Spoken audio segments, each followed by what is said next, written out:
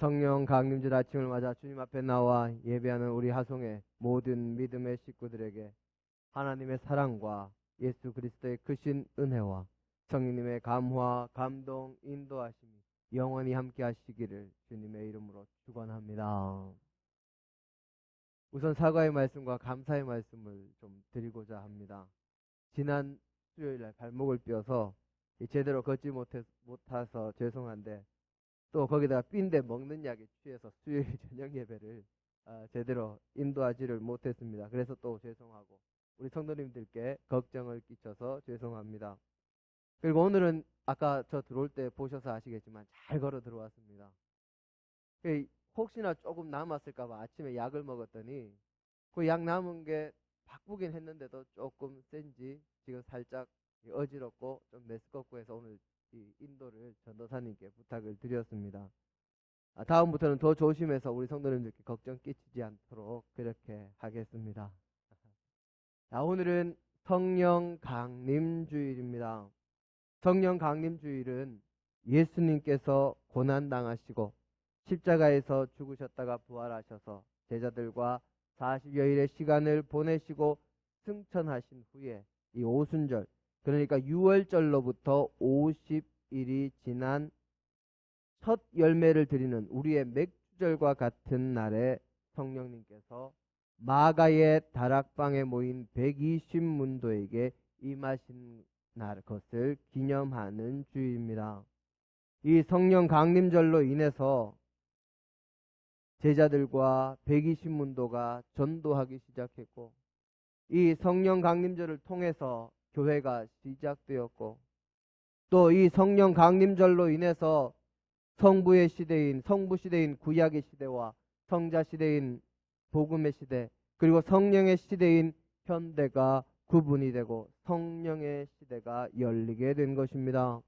그래서 현대 교회에서는 성령 강림절이 교회의 시작이요 성령 시대의 시작을 알리는 절기이기에 매우 중요한 절기입니다. 그뿐만이 아니라 성령 강림절은 우리 믿음의 사람들 각 사람에게도 매우 중요한 절기입니다.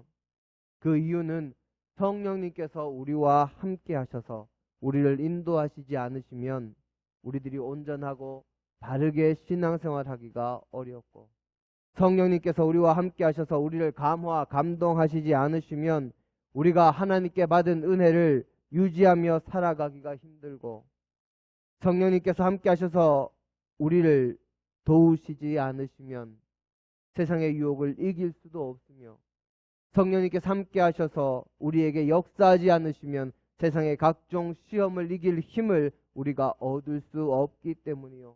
또한 가장 중요한 이유는 성령님께서 우리와 함께 하실 때 우리 믿음의 사람들에게 신앙적으로 여러 가지 많은 유익이 있기 때문입니다.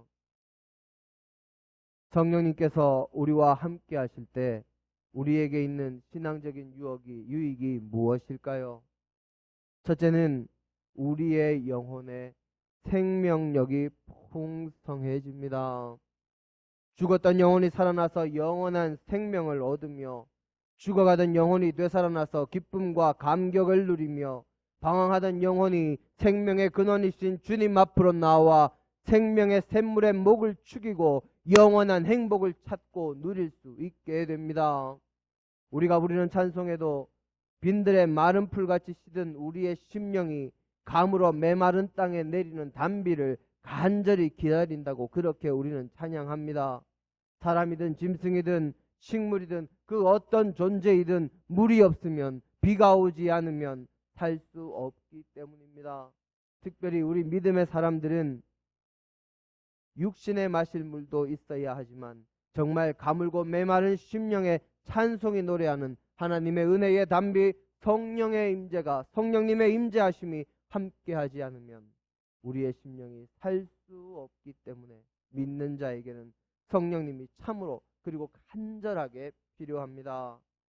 지난 금요 기도회 때 했던 설교의 일부입니다만은 내셔널 지오그래픽의 연구에 따르면 이 세상에서 가장 건조한 곳이 지구에서 우리나라의 정반대쪽에 있는 남미의 칠레 북부 지역과 페루 국경 지역에 우리나라보다 훨씬 넓은 지역에 걸쳐서 존재하는 아타카마 사막이라고 합니다. 우리 사막 사진 한번 볼까요?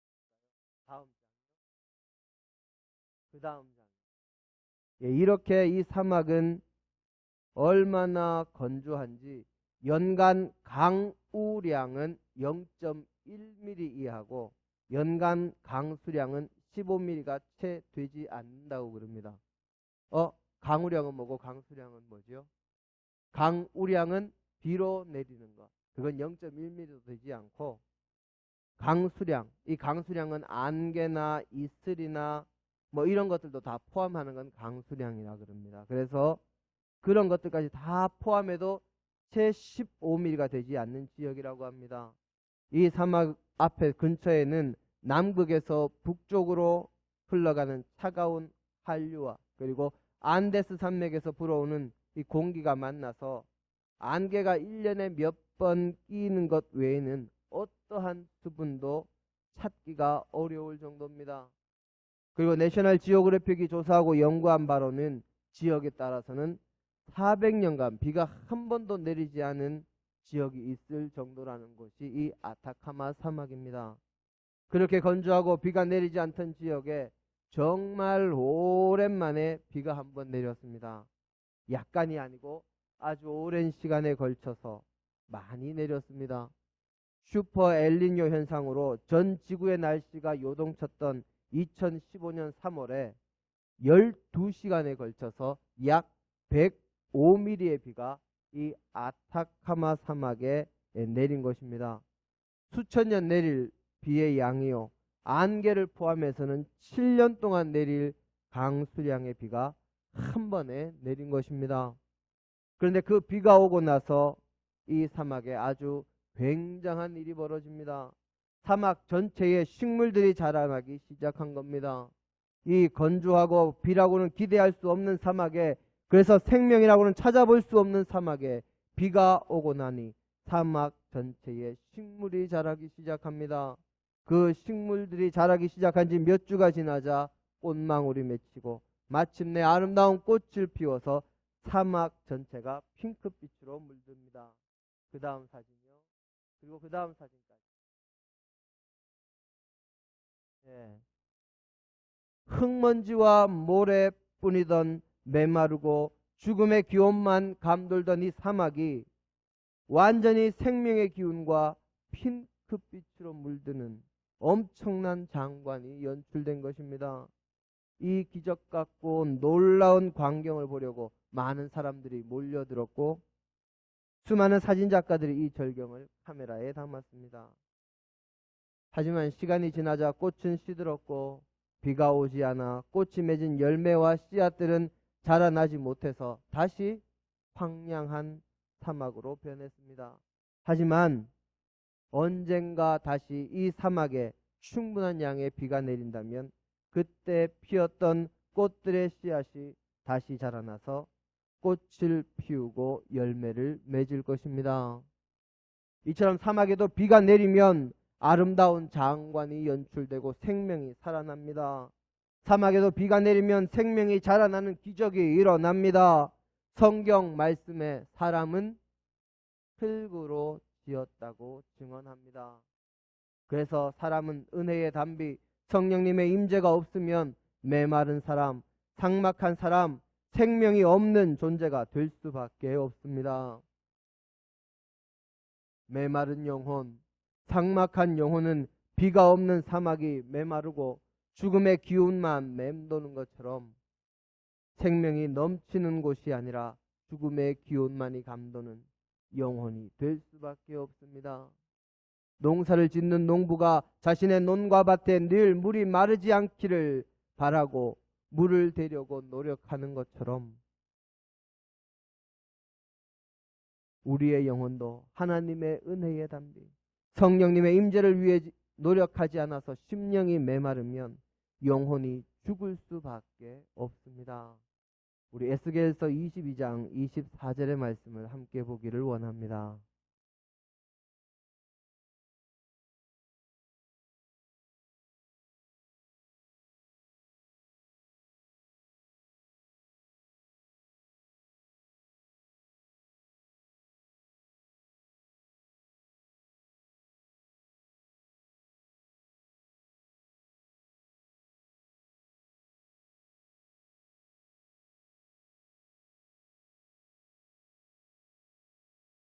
에스겔서 22장 24절의 말씀입니다.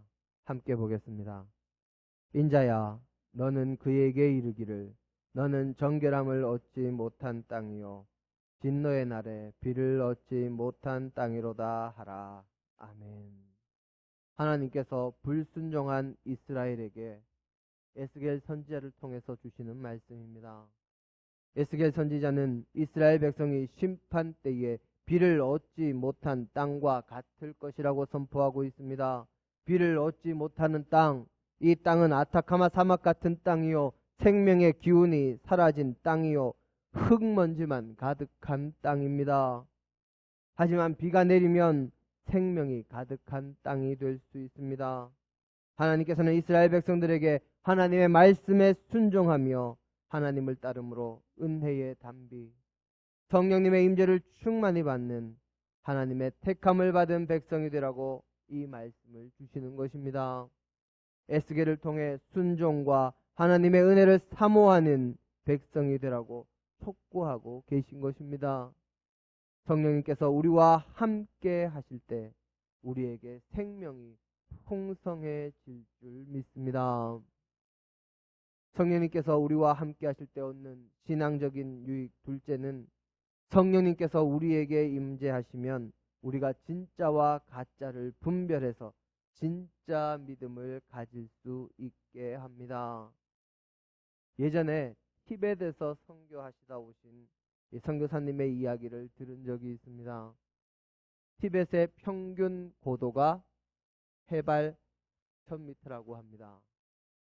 기압이 낮고 산소가 부족해서 이 선교사님들이 고산병이나 이런 것들로 많이 고생들을 하신다고 합니다.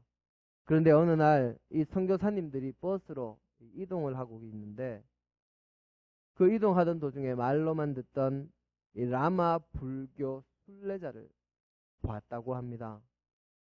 이 라마 불교 순례자들은 오체투지로 삼보일배를 하면서 순례하고 있었다고 그럽니다.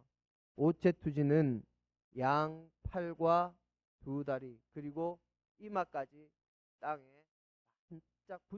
딱 붙이는 절을 의미합니다.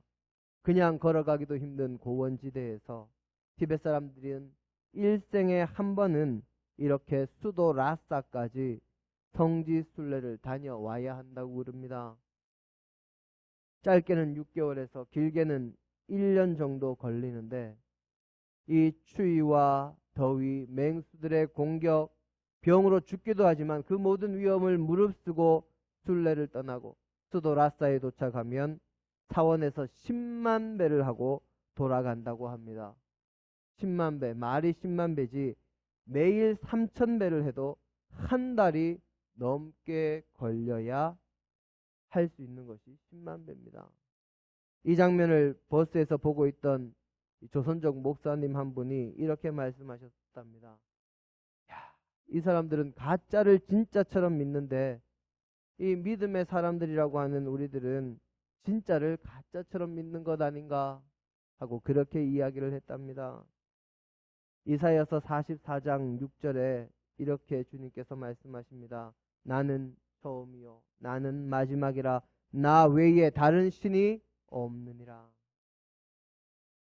하나님 외에 다른 신은 없습니다. 우리의 믿음은 참 신이신 하나님을 믿는 진짜 믿음입니다. 우리는 하나님을 제대로 믿는 진짜 믿음으로 살아가야 함을 늘 명심해야 합니다. 하지만 우리가 죄악된 세상을 살다 보면, 세상의 바쁨을 따라가다 보면, 세상의 헛된 가치를 쫓다 보면 늘 진짜를 잊고 방황합니다.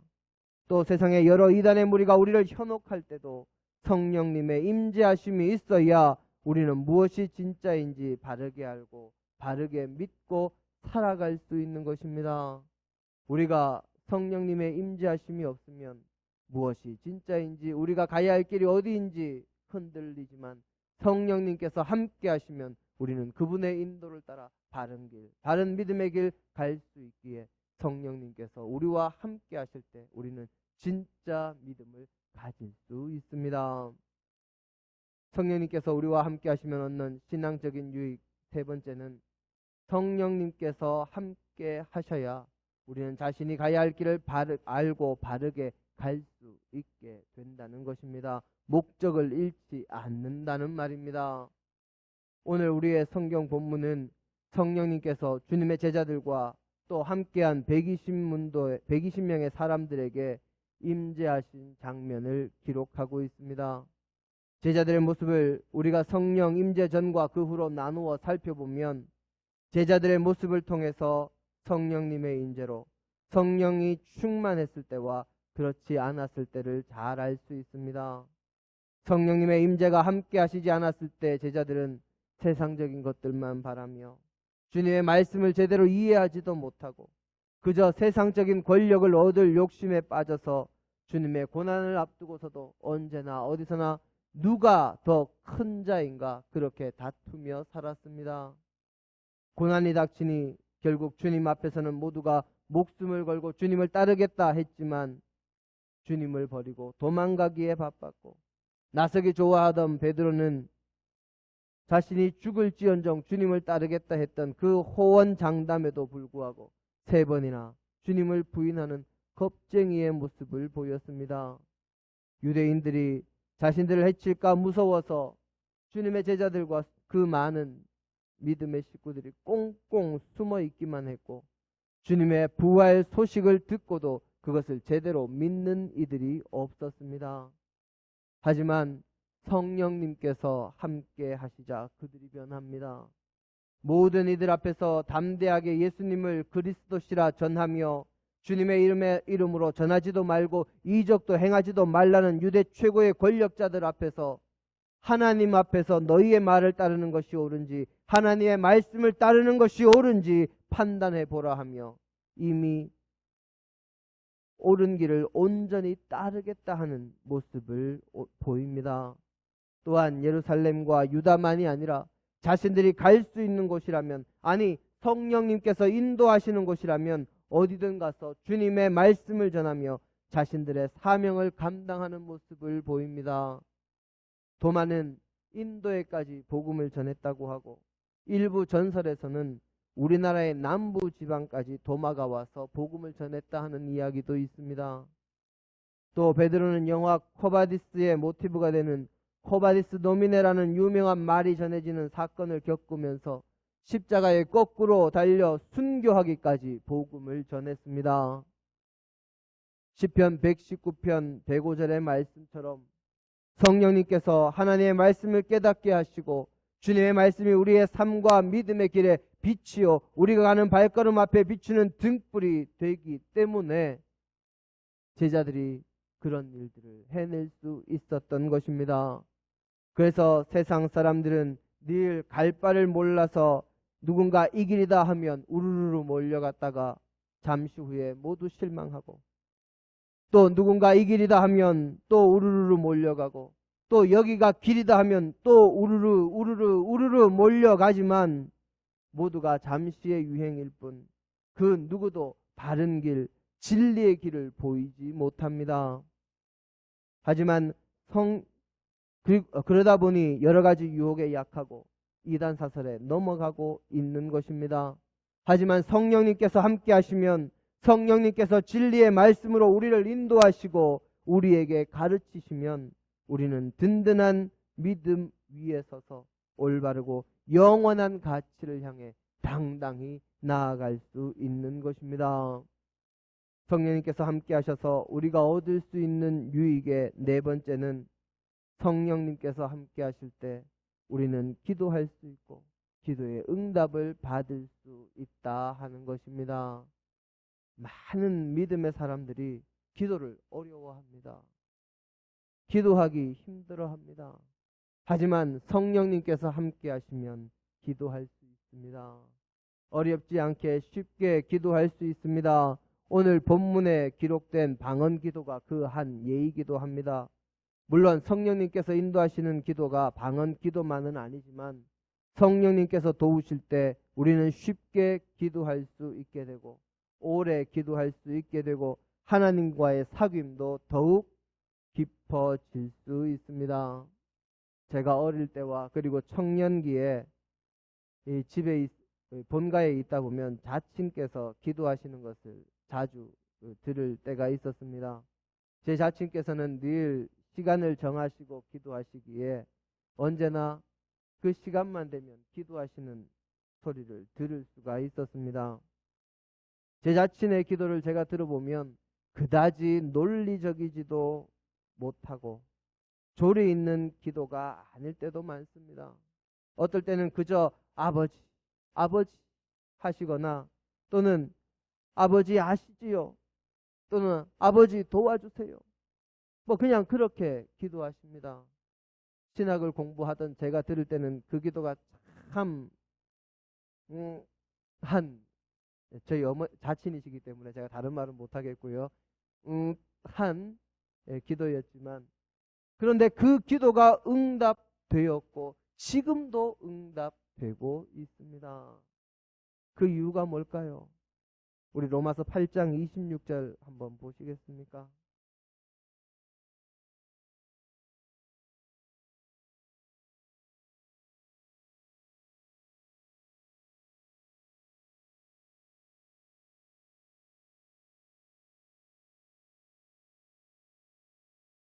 로마서 8장 26절입니다.